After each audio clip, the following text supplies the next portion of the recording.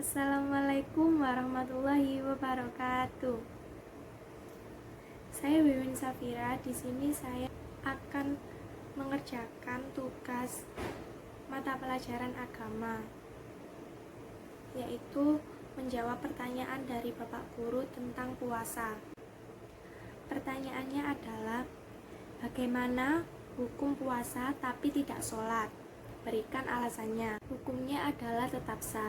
Meski tetap sah, orang yang menjalankan puasa tapi tidak melaksanakan sholat wajib cenderung merugi, karena hanya mendapatkan haus dan lapar saja ketika berpuasa.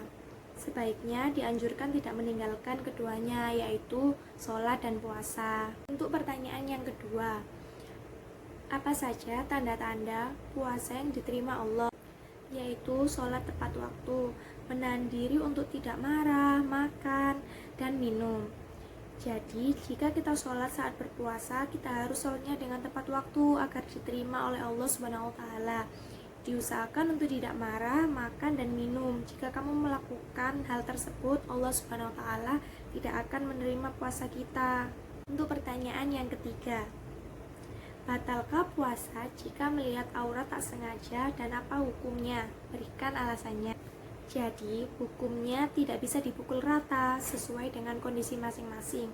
Ketentuan yang pertama, penglihatan atau bahkan pengamatan tersebut selama tidak disertai dengan nafsu, jadi tidak apa-apa. Sedangkan kondisi yang kedua, penglihatan atau pengamatan tersebut disertai dengan adanya hawa nafsu, ya itu yang tidak boleh teman-teman. Pertanyaan yang keempat, bolehkah keramas dan bekam saat puasa? Boleh juga mandi keramas, kecuali airnya yang dibuat mandi tidak masuk ke dalam mulut dan tertelan. Dari Ibnu Abbas, ia berkata, Rasulullah pernah berbekam dalam keadaan ihram dan pernah pula berbekam dalam keadaan puasa. Soal yang kelima, bolehkah sahur pada saat azan subuh sudah berkumandang karena baru terbangun? Berikan alasannya. Ini adalah tidak boleh, karena batas waktu sahur adalah saat azan berkumandang. Pertanyaan yang keenam, hukum tidur sepanjang hari saat puasa. Jika tidur sepanjang hari tidak membatalkan puasa, namun meski demikian tidur seharian saat puasa dapat menurunkan nilai dari pahala yang didapat dari puasa tersebut.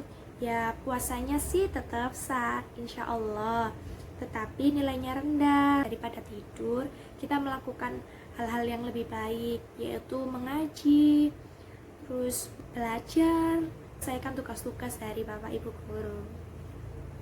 Untuk pertanyaan yang ketujuh, bolehkah gosok gigi di siang hari saat puasa, dan apakah muntah membatalkan puasa? Memperbolehkan menyikat gigi di saat berpuasa. Beberapa ulama lain mengatakan bahwa menggosok gigi saat puasa itu makruh atau sebaliknya dihindari. Pendapat lain juga disampaikan dari Abdul bin Husain. Bagi orang berpuasa, makruh bersiwak setelah zuhur berdasarkan hadis. Perubahan aroma mulut orang yang berpuasa lebih wangi di sisi Allah pada hari kiamat daripada wangi minyak misik. Dan untuk muntah, tidak apa-apa kecuali tidak disengaja. Pertanyaan yang kedelapan, bagaimana cara mengkodok puasa bagi ibu hamil dan menyusui? Wanita hamil dan menyusui yang meninggalkan puasa Ramadan wajib mengkodok sekaligus membayar fidyah. Pendapat ini dikemukakan oleh Imam Syafi'i dan Imam Ahmad bin Hanbal. Menurut dia, kondisi hamil dan menyusui serupa dengan orang sakit dan juga orang yang terbebani dalam melakukan puasa. Pertanyaan yang kesembilan, apakah berkumur saat wudhu dan bergosip bisa membatalkan puasa? Berkumur untuk wudhu diperbolehkan sepanjang tidak berlebihan dan air tidak tertelan.